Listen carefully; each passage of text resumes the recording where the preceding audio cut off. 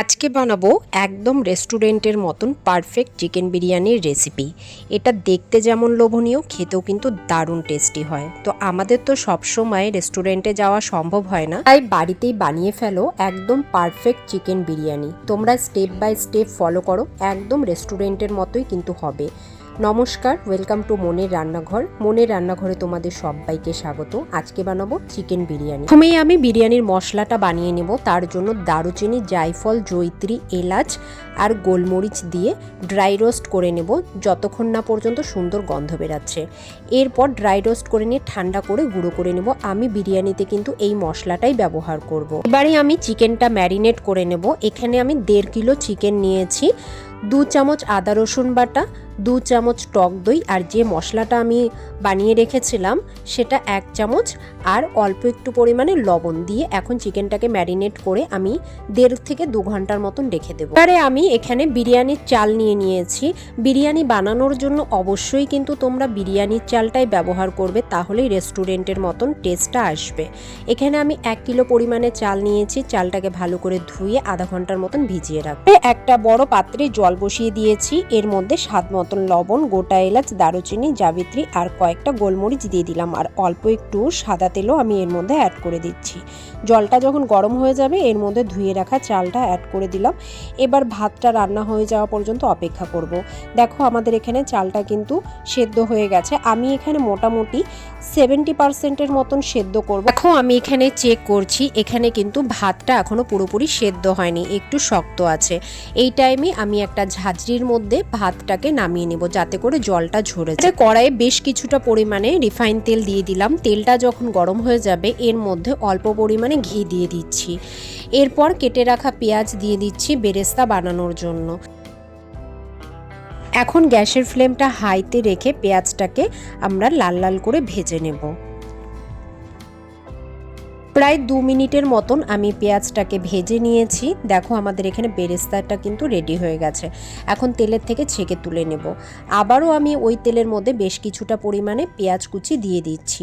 এখানে আমি বেরেস্তার জন্য 2টো পেঁয়াজ ব্যবহার করেছিলাম, আর এই মাংসটা রান্নার জন্য আমি এখানে 3টা পেঁয়াজ ব্যবহার করেছি। পেঁয়াজটা যখন গোল্ডেন ব্রাউন করে ভাজা হয়ে যাবে এর মধ্যে আদা রসুনের জুস দিয়ে দিলাম। এখানে আমি 1.5 ইঞ্চি সাইজের আদা আর 2টো রসুনের জুস বানিয়ে নিয়েছিলাম। এরপর 1 বাটি পরিমাণে আমি জল দিয়ে দিলাম। জলটা তোমরা মেপেই দেবে, কারণ এই জলের মধ্যেই আলু এবং মাংস সেদ্ধ হবে। এরপর আমি এর মধ্যে কেটে রাখা আলু দিয়ে দিচ্ছি। বিরিয়ানির মধ্যে তো আলুটা অবশ্যই দিতে হবে। এবারে এর মধ্যে স্বাদ মতন লবণ আর 2 চামচ পরিমাণে কাশ্মীরি লাল লঙ্কার গুঁড়ো দিয়ে দিলাম, আর দিয়ে দিচ্ছি 1 চামচ গোলাপ জল, 1 চামচ কেওড়া জল আর 3 ফোঁটার মতো মিঠা আতর। আর যে বিরিয়ানির মশলাটা বানিয়ে রেখেছিলাম সেটাও 1 চামচ পরিমাণে দিয়ে দিচ্ছি। এখন একসাথে সবকিছু খুব ভালো করে মিশিয়ে নিয়ে আমি ঢাকা দিয়ে আলুটা সেদ্ধ হয়ে যাওয়া পর্যন্ত অপেক্ষা করব।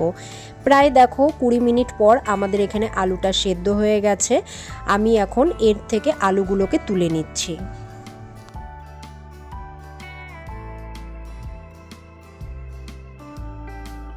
দেখো আমাদের এখানে যে গ্রেভিটা ছিল সেটা অনেকটাই কমে এসছে। এখন এর মধ্যে ম্যারিনেট করে রাখা চিকেনটা অ্যাড করে দিচ্ছি।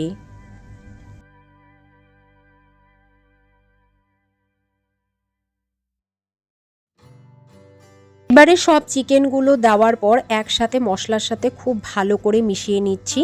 এখন গ্যাসের ফ্লেমটা আমি হাইতে রেখে প্রায় 10 মিনিটের মতন রান্না করে নেব। যেহেতু মাংস দই দিয়ে ম্যারিনেট করা আছে তার জন্য মাংস থেকেও কিন্তু অনেকটা পরিমাণে জল ছেড়ে যাবে। তো দেখো প্রায় 10 মিনিট পর আমাদের এখানে চিকেনে অনেকটাই কিন্তু জল ছেড়ে গিয়েছে। এবার আমি ঢাকা দিয়ে দিয়ে রান্না করব। প্রায় ধরে রাখো 20 থেকে 25 মিনিট ধরে রান্না করতে হবে, যতক্ষণ না পর্যন্ত মাংসটা পুরোপুরি সেদ্ধ হচ্ছে। এই টাইমে আমি গ্যাসের ফ্লেমটা মিডিয়াম করে রেখেছি, মিডিয়াম করেই রান্না করতে থাকবো। তো দেখো আমাদের এখানে কিন্তু মাংসটা সেদ্ধ হয়ে এসছে। দেখো আমাদের এখানে মাংসটা কিন্তু খুব সুন্দরভাবে সেদ্ধ হয়ে গেছে। এখন গ্যাসের ফ্লেমটা হাই করে আর 2 মিনিটের মতন রান্না করলেই মাংস কিন্তু রেডি। আর এদিকে আমি একটা বাটির মধ্যে অল্প দুধ নিয়ে নিয়েছি, তার মধ্যে অল্প কেওড়ার জল আর একটু মিঠা আতর, আর যে মাংসটা রান্না করে রেখেছিলাম তার ওপর থেকে একটু রোগানটা বা যে মাংসর ওপরে তেলটা ভেসে এসেছিলো সেটা দিয়ে মিশিয়ে নিলাম। এরপর বিরিয়ানিটা দম দেওয়ার পালা। প্রথমে আমি অল্প গ্রেভি দিয়ে দিচ্ছি। গ্রেভিটা দেওয়ার পর আমি এখানে রাইসটা দিয়ে দিচ্ছি। লেয়ারটা কিন্তু পুরোপুরি তোমাদের উপরে ডিপেন্ড করবে কোনটার পর কি দেবে। তো এরপর দেখো আমি এখানে সেই বেরেস্তা ভেজে রেখেছিলাম সেটা দিয়ে দিলাম, আর দুধের মধ্যে যে আমি মিঠা আতর আর সেই কেওড়ার জলটা গুলিয়ে রেখেছিলাম সেটাও দিয়ে দিলাম। এবার আমি চিকেনগুলো কিন্তু একবারে দিয়ে দিব, আমি খুব বেশি একটা লেয়ার করব না। একবারে দেখো চিকেনটা দেওয়ার পর ওপর দিয়ে সেই বিরিয়ানির যে মশলাটা তৈরি করে রেখেছিলাম সেটা দিয়ে দিলাম। এবার আবারও ওপর দিয়ে রাইস দিয়ে দিলাম। এবার সেদ্ধ করে রাখা আলুটা আমি দিয়ে দিলাম। বিরিয়ানির লেয়ার কিন্তু পুরোপুরি তোমাদের পছন্দের ওপর ডিপেন্ড করবে, তোমরা কিভাবে দেবে, তোমরা নিজেদের মতন করে দিতে পারো। আমি দেখো উপরে আবারও আলু দেওয়ার পর সেই বিরিয়ানির গুঁড়ো মশলা আর বেরেস্তা, দুধে গোলা যে জলটা গুলিয়ে রেখেছিলাম আতর আর কেওড়া জল সেটাও দিয়ে দিলাম। দেওয়ার পর লাস্টে আবার রাইস দিয়ে দিলাম, উপর দিয়ে আবার বেরেস্তা দিচ্ছি। এরবারে আমি ঘি দিয়ে দিলাম, ঘিয়ের পরিমাণটা তোমরা বাড়িয়ে বা কমিয়েও নিতে পারো। লাস্টে উপর দিয়ে অল্প একটু মশলার গুঁড়ো দিয়ে দিই, আর দুধের যে গোলাটা গুলিয়ে রেখেছিলাম সেটাও দিয়ে দিলাম, আর অল্প পরিমাণে একটু টক দই দিয়ে দিচ্ছি। এখন একটা ঢাকা দিয়ে আমি আটা দিয়ে সিল করে দেবো, যাতে করে ভেতরের যে ভাপ বা গন্ধটা কোনোভাবেই বেরোতে না পারে। আমি এইভাবে একটা তাওয়ার উপরে আমি এটাকে মোটামুটি 40 মিনিটের মতন দম দিয়েছি। তারপর গ্যাসের ফ্লেমটা অফ করে আরও আধা ঘন্টার মতন এইভাবেই রেখে দিয়েছিলাম। এখানে বিরিয়ানি কিন্তু একদম রেডি হয়ে গেছে। ঢাকনাটা খুলে তোমাদেরকে আমি একটু বিরিয়ানিটা কেটে দেখাচ্ছি যে কীরকম হয়েছে। একদম কিন্তু পারফেক্ট হয়েছে, ভাতগুলো কিন্তু একটাও ভাঙেনি, একদম গোটা গোটা আছে। তো তৈরি হয়ে গেছে বাড়িতেই একদম রেস্টুরেন্টের মতন চিকেন বিরিয়ানি। তোমরা অবশ্যই বাড়িতে একবার ট্রাই করো, আশা করি তোমাদের ভালো লাগবে।